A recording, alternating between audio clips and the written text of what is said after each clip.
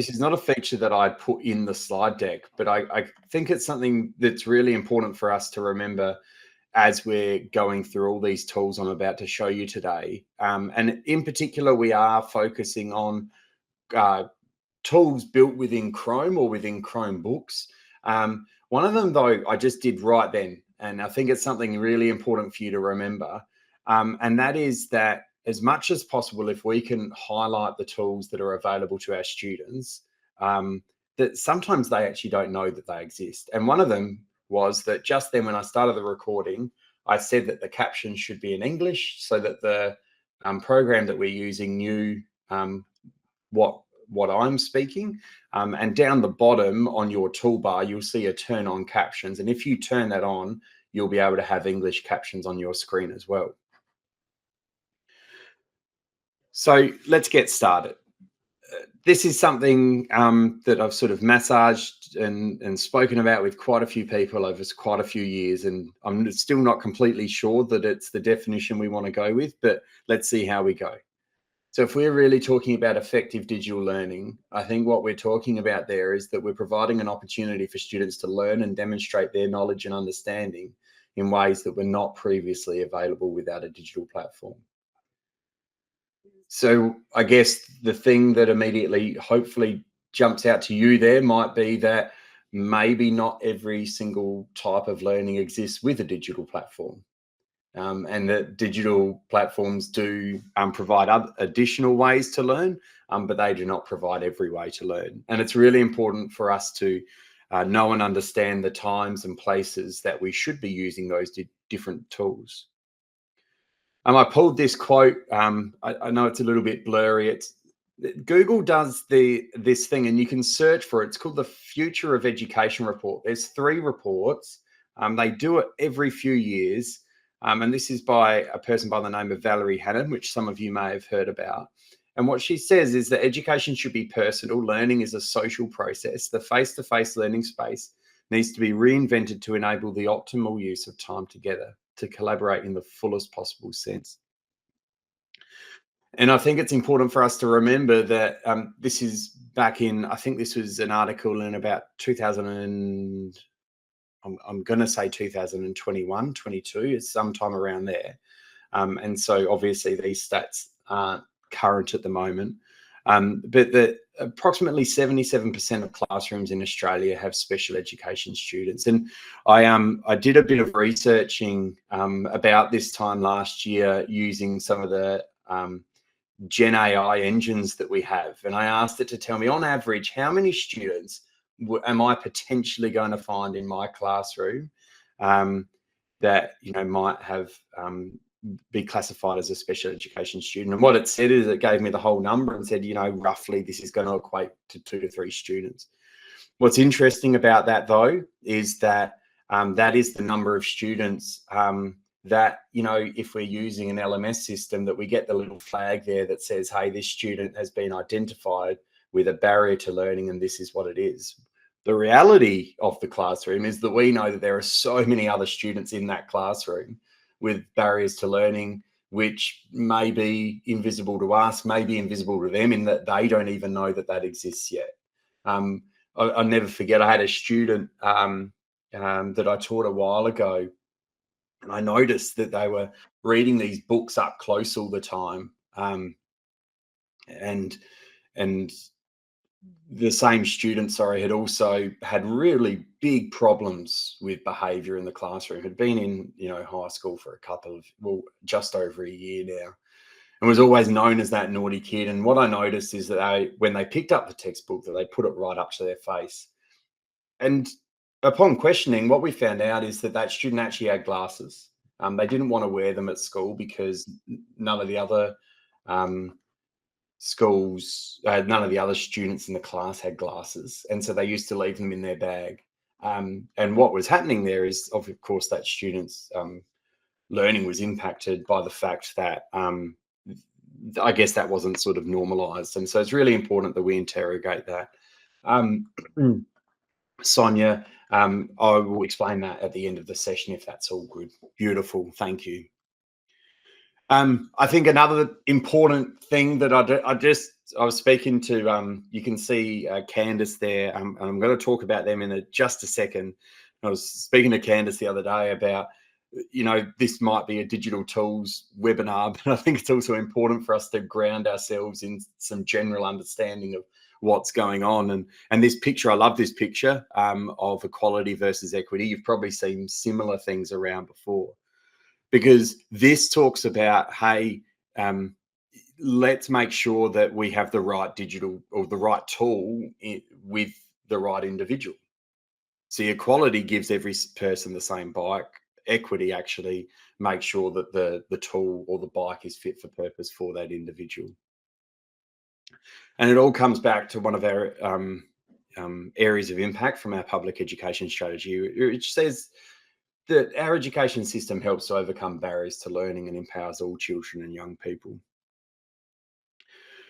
Another one that I'd just love to bring up, I should have mentioned this before, but my name's Luke Starzak. My role here in the Department for Education is a digital education coach. I was in schools until July last year, and I've been a teacher for 13 years.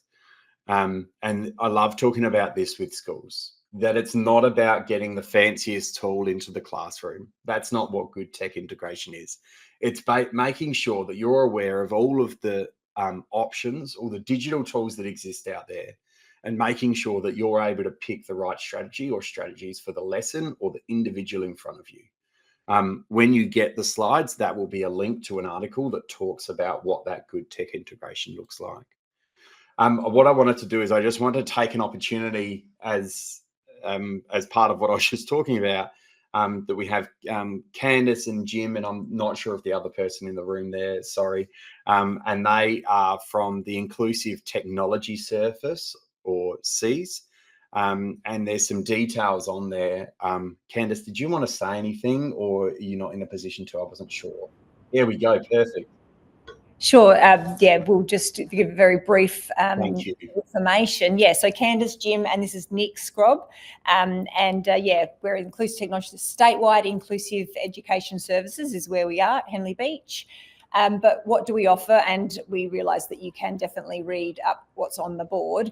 But it was just a nice opportunity to say that if you do need any advice and support on any of the digital platforms to include the learners in your classroom, then we are the people that you can contact. Yeah, Jim, do we want to say anything else really? No, we can offer individual consultations. Yep. Negotiate even bespoke PD for your site to consider the context of your school and the students, the cohort of students you're working with.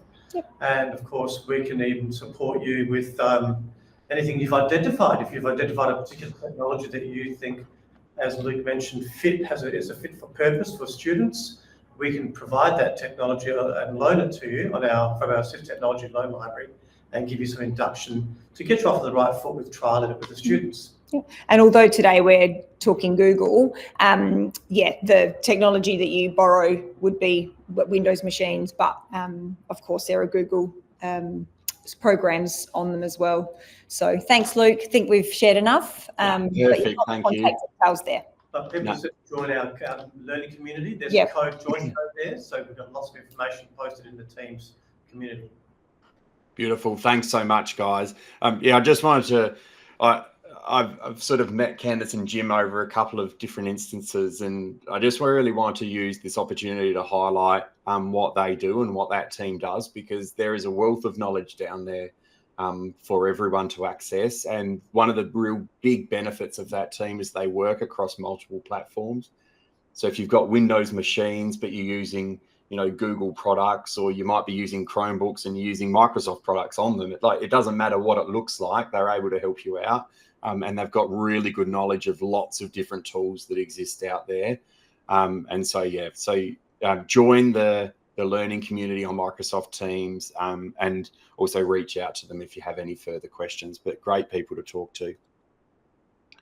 I put this slide in there. I just wanted to once again ground us in a bit of understanding about the purpose of digital tools. I'm not going to spend too much on it. This is a SAMA model. If you haven't seen it before, it basically talks about the idea of why we're using that tool. And the thing that I like to talk about with this is that sometimes we talk about that the example of bad use of a digital tool is like, oh, but all you did was put the PDF of the textbook online, and now the students are accessing the PDF online rather than with a physical book. And whilst that appears to be substitution, I'm going to tell you why it's not. Because see, now by having it as a PDF, what you've now done is, you've given students access to a variety of different ways to access that learning. They can now use a screen reader to read through that PDF.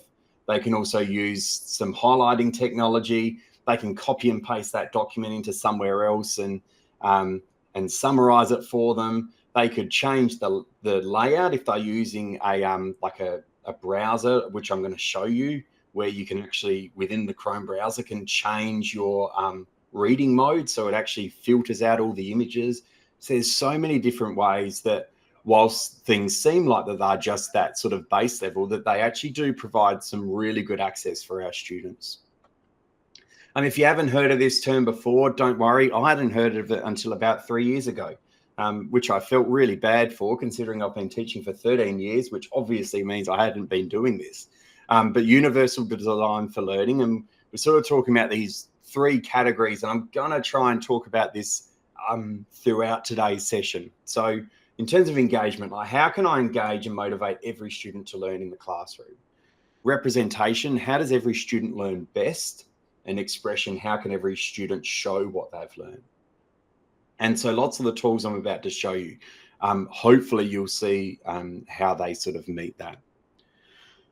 I don't know if you can see that, but this was shared with me at a couple of Google conferences that I've seen. There's a lady by the name of Kimberly Hall who works for Google, and she has a real passion. She was an English teacher previously. She's got a real passion for what Google for Education in particular is doing in this inclusive learning space. And I just love it. I only saw it about a year ago, and I thought it was really good to talk about why we do what we do. And the reason I put it here is because I wanted to use it to prompt a story for you from the past year that I've seen. And what that was that we've got devices in every student's hands, nearly every student's hands in this state, because of the device program and what that sort of meant for kids. Unfortunately, one of the things we don't do is we don't teach our students about the accessibility tools built into all those devices. So these devices are really powerful, whether it's a Windows machine, an iPad, a Chromebook, it doesn't actually matter. And lots of teachers I've spoken to as well will say, well, I've only got a couple of students and I just want to help them. But I think what we need to understand is that by showing everyone these different functions that we can actually perform within the digital tools, is we're actually going to end up helping everyone. And so whilst it may seem that, shoveling off the stairs might be the best scenario here, let's shovel off the ramp and make sure that everyone can get access to the learning. Well, at least not everyone, but at least more than what you had before. Built into Google Workspace tools, there are a lot of things, as I have there, that are listed. Google Drive is screen reader friendly. Google Docs has voice typing. There's also language translation support. Google Slides has some stuff. I'm going to show you that in a bit. I'm not going to show you right now. One of the resources, I just wanted to pull this up for you because I thought this one was really good. It's just been changed actually. So if I go to this education accessibility site here, here we go. Just going to pop over here. I want to show you this because I hadn't actually seen the redesign of this recently. Is that I think this has just happened where they've changed what this like bit. So what you can actually do is you can jump in here and you can go and say, well, yeah, I want help with what hearing might look like. And then it's going to show you all the different ways within those tools that you can do it. Hey, I've got a really cool story for you as well.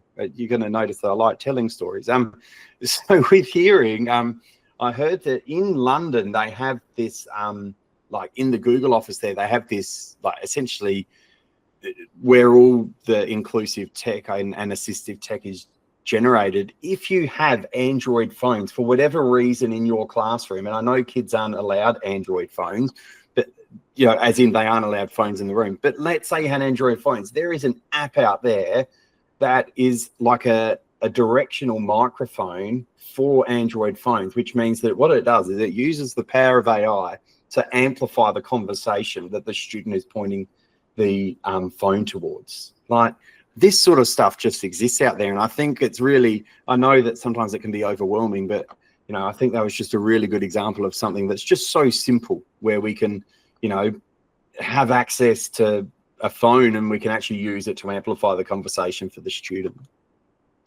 Lots of other resources there. Once again, I'm going to share these slides anyway. If you are on the call and you feel you still can't access these slides, it should be done through your @schools account, but don't worry, it's all going to be shared with you after the session anyway. This was built in a little bit ago. It's called Chrome Reading Mode. Something has changed though, where what you'll see in this image is it's actually, they used to have, it was sort of like the screen where you could just filter out all the images and everything. And they've actually changed it where it'll actually allow it to read to the students. Just a reminder, this is built into Google Chrome, as in the browser, so available on any device, probably except for iOS devices, because their version of Chrome doesn't seem to be the same. But that is built in. Another one, live captions in Chrome. Once again, built into Google Chrome. In the top right, you click on the 3 dots, then set, let's just show you how this is done, okay? So we click up here. If we go to settings, what we'll do is we'll pull up this accessibility. Now, I can't do it because mine's on a Chromebook, so it's going to pull this up for me. But you go in there and you can actually turn on live captions. Do you know what? Let's just show you anyway, because this is about Chromebooks.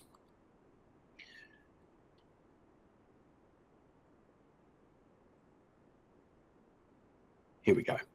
Let's show you that. You guys all see this now, hopefully.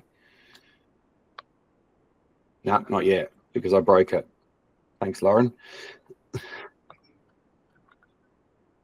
try that again. Hey, there we go. Okay, this is your accessibility settings on a Chromebook. One thing I'd always do, first of all, see down here, this is where all my settings are.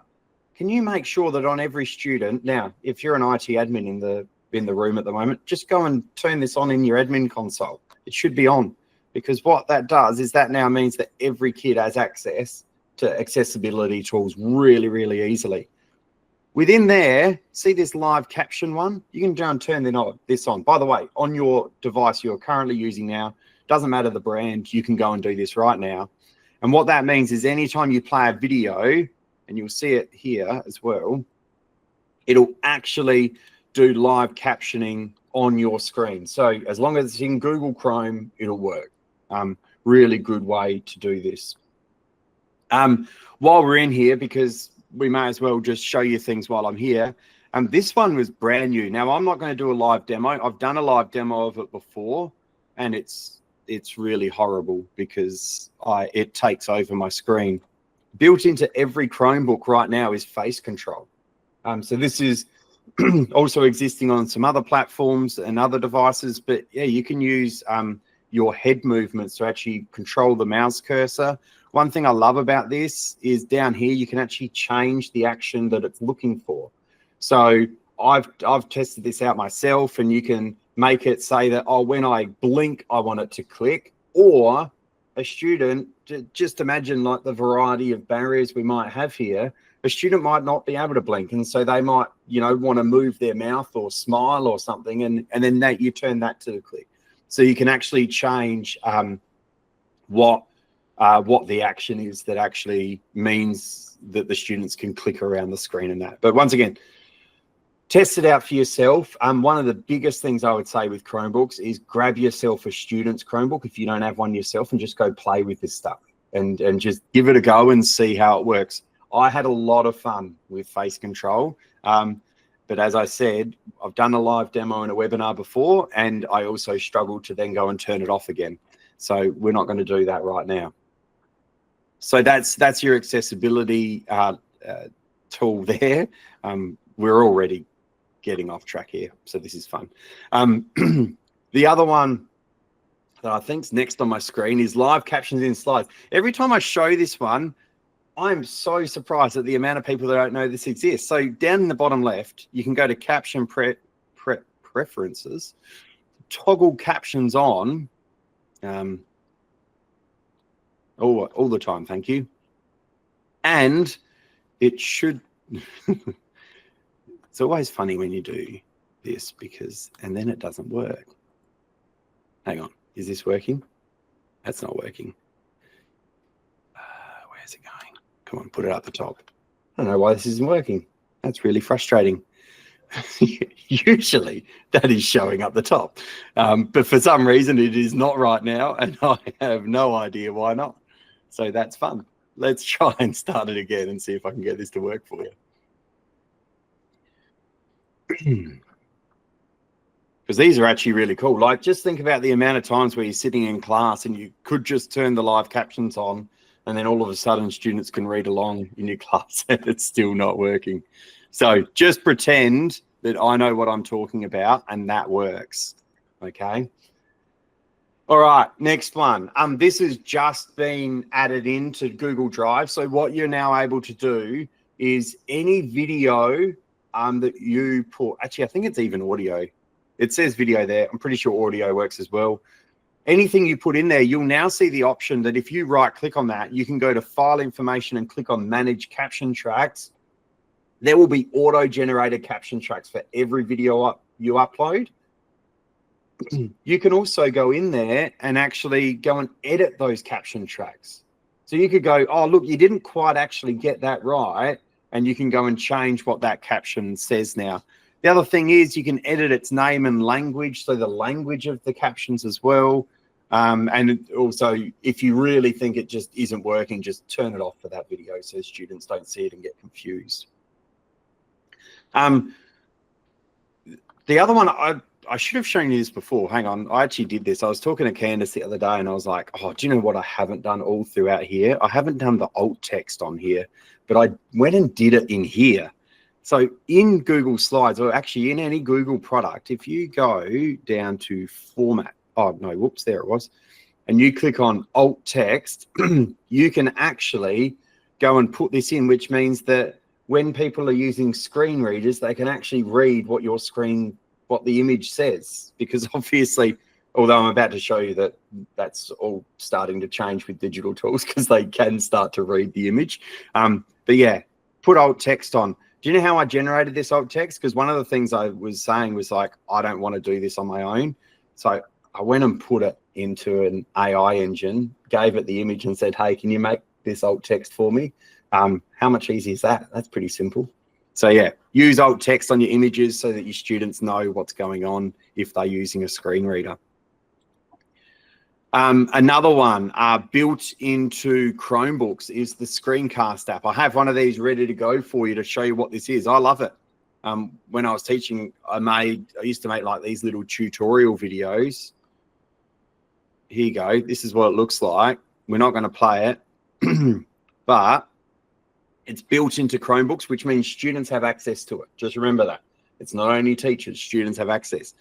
All these captions have been auto-generated as it was recording my video. Yeah. And all of you are going, yeah, well, you know, lots of products do that. Yeah, lots of products don't do this part though. So what it then can do is you can go and translate all of that. Depending on your school, that may not be that important. But I used to teach at Norwood International High School and we had 84 different cultures represented there. So I can guarantee you this was really useful for them. So we can go and change that to French, and it just translates that whole transcript for us. Lots of people say, you know, Google Translate isn't the best. Look, it's not the best, but it does a pretty good job. And I actually tested this out with some Israeli students, some from some Arab nations. I had Bosnian, I can't remember, did all these different languages, and I got them to read it, and they said, no, that's actually pretty good. So built into Chromebooks, the Google Screencast tool, really cool. Other cool thing, students can actually search in here and like find classroom, and then it'll filter out that transcript, and they can jump in and skip ahead to the video. See that? That's cool. Do you see my live captions are now popping up? Okay, you can't hear it though because I didn't share the audio. Anyway, let's go. So, Screencast app. What else have we got? The Chromebook keyboard. We won't go too much through this, but basically there's a Chromebook simulator you can jump onto, and then you can see all the shortcuts and everything that exists on the Chromebook. These are all the features built into the Chromebook. One of them I have not turned on because I am actually using a different account today. Whoops. This is the one I always have turned on, which is this one here, which means that now you can see my cursor. And I think it's always found it's really useful for students, even teachers, for following around and seeing where I'm pointing. This is what I was talking about. The Chromebooks now have the OCR built into them, so they can actually extract the text from PDFs now. They're also bringing in natural sounding text to speech. So, you know, text to speech usually sounds like a computer talking. They're about to change it to mean that it's actually natural voices now. I didn't think this was applicable, and then Candace pointed out that it was. Like, this is all about students having better access to how they're using their devices and to their work and reducing cognitive load. This is in Chromebooks right now. So students, built into that little calendar app in your Chromebook, so what I'm talking about is just down here, you will now see your classroom task pop up here. See how that's a little classroom logo? So show students that, and then they can follow along with where they're up to with their work as well.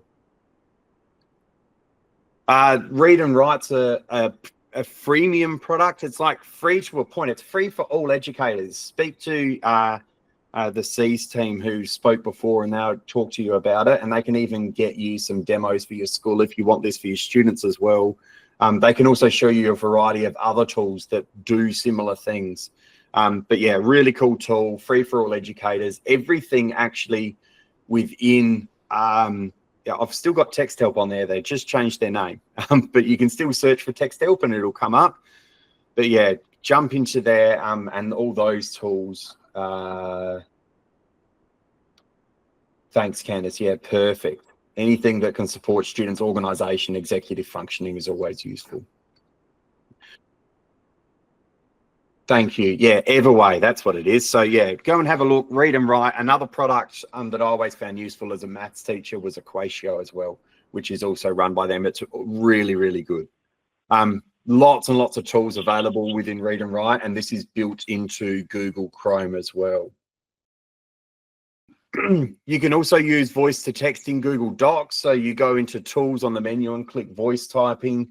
Just a reminder about it. It's pretty basic voice typing.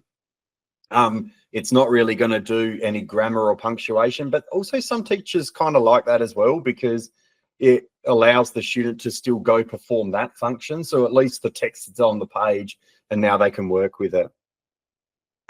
Another product I used to use a lot when I was teaching was Mote. I'm sure there's other ones out there. This is just one that I know of.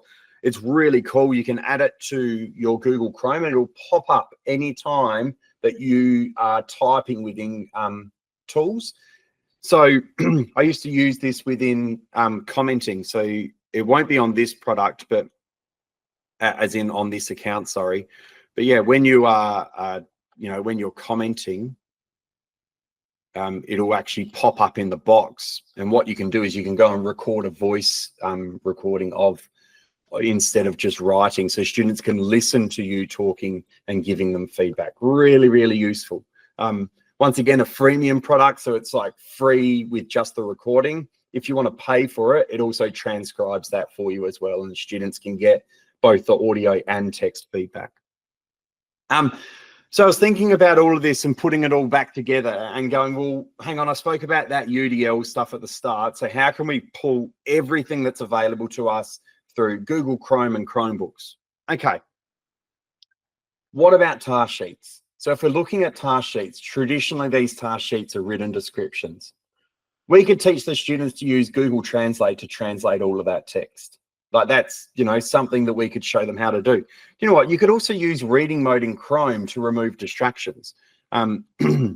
So once again, this is where reading mode is. I'll show you. So it's not turned on my screen, but that's because I wanted to show you how to turn it on. So you click on your 3 dots, click on more tools, reading mode, and that should pop reading mode up here. Click on the little pin and it'll always stay there. And now what we have is we've got this sort of pane where we can actually see what's going on the page. Now, on this pane, what you can do is you can increase the text size. We can change what the font is. We can change the background. We might want yellow because it allows our students to see that text a bit better. We might want to separate the letters out. And we also might want to separate the lines out as well. I'm doing that on a web page at the moment. You can actually also go and do that in a Google Doc. So it doesn't really matter what you're using, it can still use it. So there you go. So all of a sudden with that written description, my students have better access to the task sheet that I just gave them. But what else can I do? Well, what if then there's a recorder app coming soon to Chromebooks? What if I just recorded my voice as well?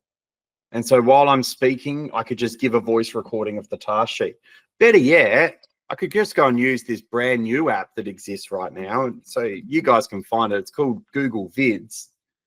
And I can actually go and record myself talking about the task sheet. I could bring the task sheet into Google Vids. Sorry, it's just taking a little bit to load. And then use that. We're just going to select this one, sorry. Just so you can sort of see what it looks like. You'll notice that it looks a lot like Google Slides, but what you can do in here, I'll just show you, is on the right-hand side, we can just record a voiceover. So we could have the task sheet sitting on the page, record the voiceover, bang, there you go. You've got your recording done for you. So now my task sheet is not just words on a page, they've also got the audio. Better yet, why don't we just go and use, and let's add to this because I didn't put Vids on here. Why don't we use Screencast or Google Vids to go and do a video recording of the task sheet? I always find a video recording so much more useful for my students. There are lessons where I've sat there just not understanding why the students aren't getting what I'm trying to say to them. As soon as I go and record the actual video recording of me talking through the task sheet, they're like, no, we get it now, we're good to go. Now, I'm not saying that's going to happen all the time, but I'm just saying, how about providing better access to task sheets by implementing these changes to our task sheets and actually representing the learning in different ways? Because see, if we combine all of these features, what we now have, we've got a task sheet that's being able to be accessed by more of the learners in your classroom. And I've got this yes and what next. I love to talk about this, is like just thinking about this, that I'm hoping that in your head right now, you're going, yeah, I like that. But what if we went and did this as well then? Like, let's, you know, let's go and put some pictures against the text so that the kids actually have some correlation to that word that is brand new to them. And now they have a better understanding of what that word actually means because you put the picture there. By the way, Read and Write, that tool I showed you before, has a picture dictionary that you can use where you highlight words and it'll do that exact thing for you.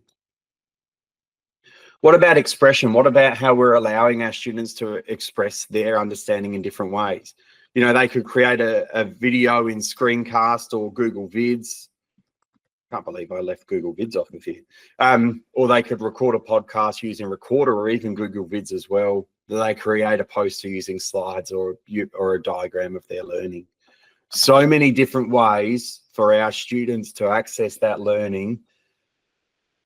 Unfortunately, the the thing that exists here that maybe isn't happening in our schools at the moment is that as teachers, we've got so many other things we're doing and we're just forgetting to show the kids how to do it.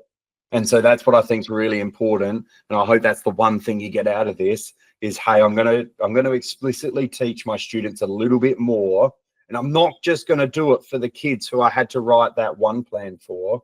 I'm going to do it to the whole class and let them all access their learning in a different way, because the chances are you're going to show that kid a different thing and it's going to help them, because it's not just those students who are recognized as having barriers to learning that benefit from this. I know that, I don't know if you're like this. I turn captions on videos on all the time just so I can concentrate a bit better. We're going to wrap this up, but I just want to take you through a couple of different things going on. If we just, I'll put these in the chat, right? So this is the first one. The first one is there's a back to school webinar series that Google ran. You might go, well, why are you showing me it if it was in January? Because all you have to do is register and you get access in there. Go and watch it right now or save it for later. Kimberly Hall from Google ran a whole accessibility webinar, and I can guarantee you she knows this stuff a lot better than me. So go and jump on that, watch that webinar, really good. Lots of other topics as well there as well. The other one is Learn with Google. That is every month. It starts this Thursday. It's run by a guy called Chris Betcher. He's a really cool guy. He currently doesn't really work for Google, but he's still running these sessions. It's still run by Google. It's every month, Thursday at 3 p.m. So a bit of a rubbish time. But once again, if you register for it, you can watch the recording after. So go and register for that. I know that school doesn't really finish at 3, so it doesn't really help you, but at least you'll be able to watch the recording afterwards. Also, the Google Teacher Center provides heaps of access for just some free resources for you. I've got that one in the chat there as well.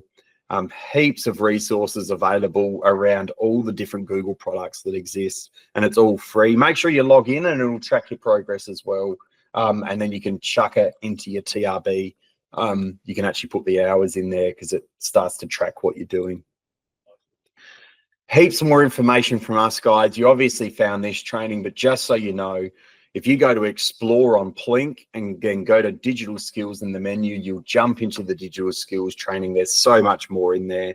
The other one is we do have a Google Workspace chat group that I think has me and a couple of others in there at the moment. It's brand new.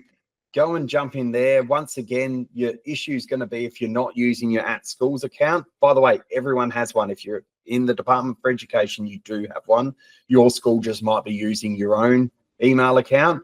Go and jump using your @schools account. Get into this chat group, and I post stuff in there probably once a week. I try to limit it to at the moment.